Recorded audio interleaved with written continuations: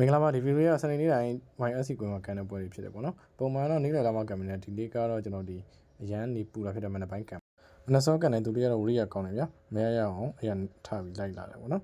ဒီဘာလို့ရောက်တာလေကျွန်တော်ဒီခလေးလေးတိုင်းကျင့်နေတာတွေတွေ့ရပေါ့နော်ကျွန်တော်လည်းအားကြပြီးတော့ကျွန်တော်တိုင်းလိုက်ပြီးတော့ကန်နေပါလေဒါနဲ့ပွဲလေးတော့စကန်ပေါ့နော်စကန်တာကျွန်တော်ပေါင်မြတ်ပေါင်ကြလည်းပဲထုံးစံနဲ့လိုက်ထည့်ပါလေဒီပါလေနောက်တစ်လုံး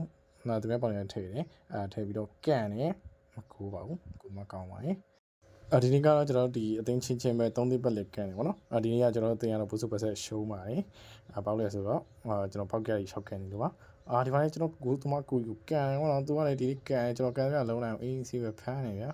ဒီပိုင်းနောက်တစ်လုံးထပ်ကန်နေ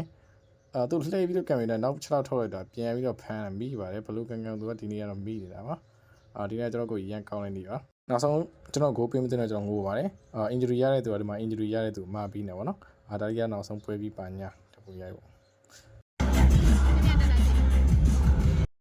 ကိုရီးယားကတကြံမရသေးတာသူများတွေကတကြံတော့ရောက်နေပါပြီနေပူပြီးမှမပူချောက်လာမသိပါဘူးနင်ကဒီလောက်ပါပဲကျေးဇူးတင်ပါ